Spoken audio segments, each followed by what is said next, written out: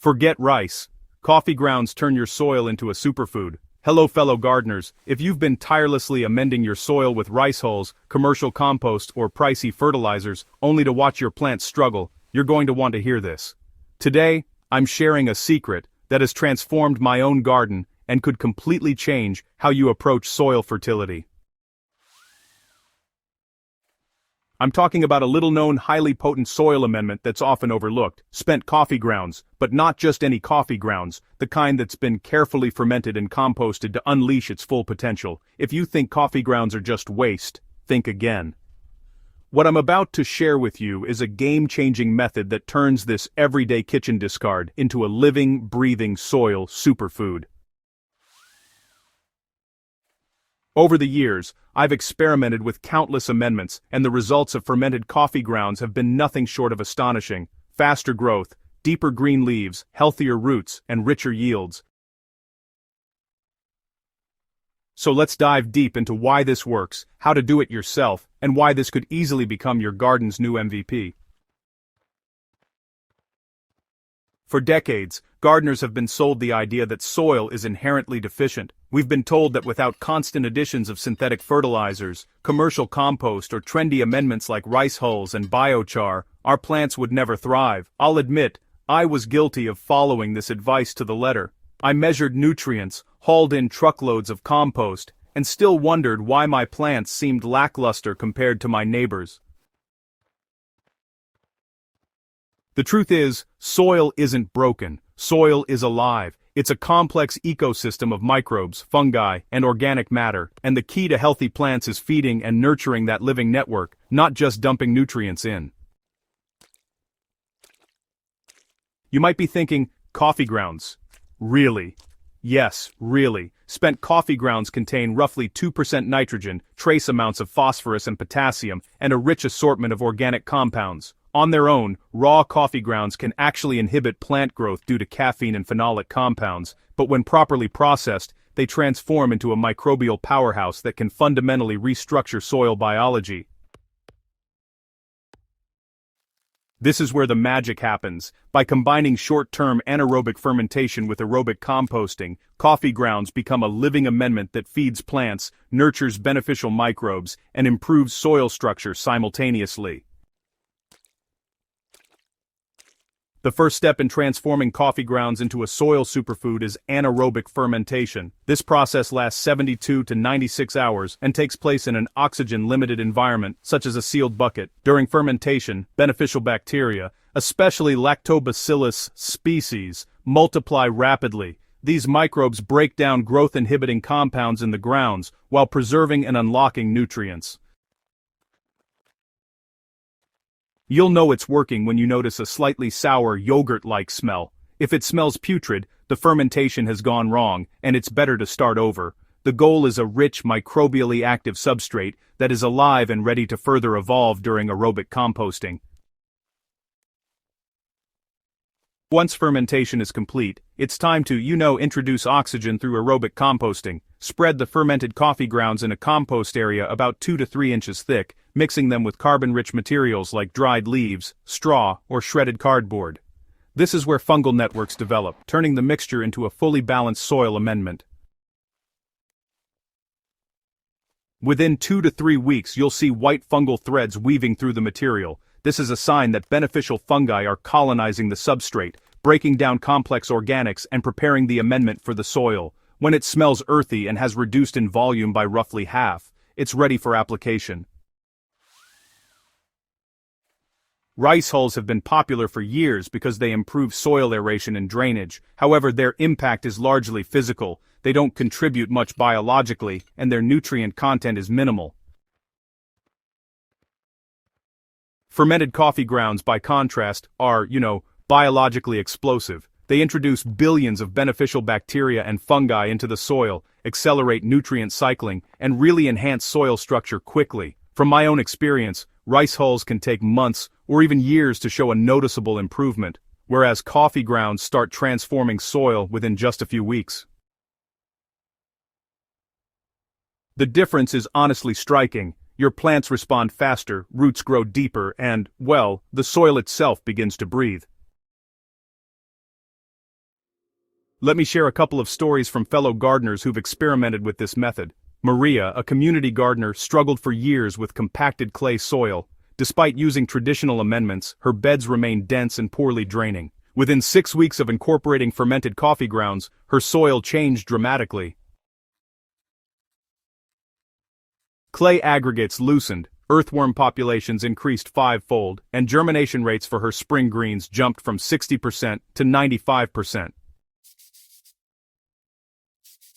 James gardens on sandy, nutrient-poor coastal soil. Rice hulls actually worsened his drainage problems. However, after adding fermented coffee grounds, water retention improved, nutrients were held in the soil longer, and his pepper plants produced thicker, more flavorful fruits than ever before. These examples highlight how versatile this amendment is, performing well across very different soil types, from heavy clay to sandy coastal beds. Here's a practical step-by-step guide for transforming coffee grounds into a potent garden amendment. Step 1. Hotsor doman dan. Collect coffee grounds. So, you'll want to start by sourcing used coffee grounds from your kitchen or local coffee shops. A 5-gallon bucket usually produces enough fermented material to treat about 50 to 75 square feet of garden bed. Step 2 is anaerobic fermentation. Place the grounds in a sealable container and saturate them with water, but not so much that they're swimming. Keep the container in a shaded area with temperatures between 60 and 80 degrees Fahrenheit. Seal it up and let it ferment for 72 to 96 hours.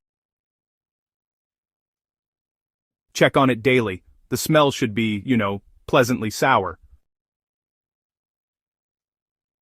Alright, step 3 is aerobic composting. This is where we really let those beneficial microbes do their thing, breaking down the organic material with plenty of oxygen. Now, go ahead and spread the fermented grounds in your compost area, and then mix them with an equal volume of dry, carbon-rich material. This balance is super important for a healthy, active compost pile. Be sure to turn the pile every 3 to 4 days. This keeps everything aerated and helps the compost break down evenly and efficiently.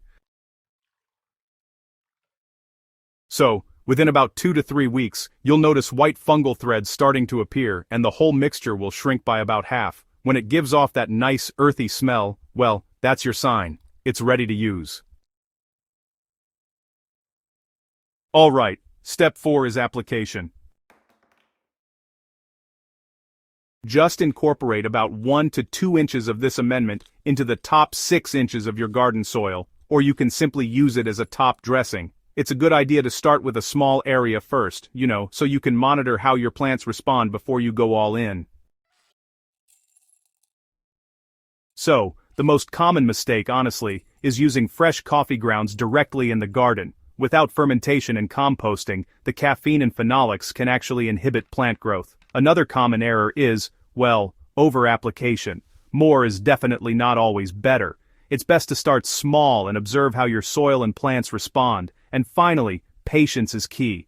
While some changes can show up within a few weeks, soil biology keeps evolving over several months, and repeated applications really help build long-term fertility. This method isn't just about growing better plants, it's really about sustainability. Millions of tons of coffee grounds are generated around the world each year, and honestly, most of it ends up in landfills where it produces methane, which is a pretty potent greenhouse gas. By diverting coffee grounds into your garden, you're not only reducing waste but also replacing manufactured fertilizers that require a lot of energy to produce and transport. Financially, this is a real boon. A gardener managing about 400 square feet could spend anywhere from $50 to $200 a year on commercial amendments. With fermented coffee grounds, much of that can be replaced with free, locally sourced waste. It's cost-effective, eco-friendly, and honestly, incredibly efficient. When I first started experimenting with fermented coffee grounds, I expected modest results. But what I found instead was a complete paradigm shift in soil health and plant productivity. The amendment is accessible, affordable, and honestly, remarkably effective, making it a tool every gardener should have in their arsenal. Your soil will become richer, your plants healthier, and your harvests more abundant. And perhaps most importantly, you'll gain a deeper understanding of living soil and how the right microbes and organic matter can change everything. This isn't about abandoning composting, cover cropping, or other regenerative practices. It's about adding a powerful, low-cost, high-impact tool to your gardening toolkit. Fermented coffee grounds are accessible to beginners, yet potent enough to excite experienced gardeners. They provide nutrients, catalyze microbial activity, and improve soil structure faster than most traditional amendments. If there's one thing I want you to take away from this, it's that soil is alive, and feeding that life is the key to thriving gardens. Fermented coffee grounds are a simple, practical, and sustainable way to do just that. So, fellow gardeners, if you're ready to revolutionize your garden, grab those coffee grounds and give this method a try. Your plants and your soil will thank you. And if you found this guide helpful, don't forget to subscribe to Soil Sage Chronicles for more practical gardening wisdom, and share this article with fellow gardeners who want to work smarter, not harder. Together, we can cultivate not just thriving gardens, but thriving communities of gardeners who understand the power of living soil.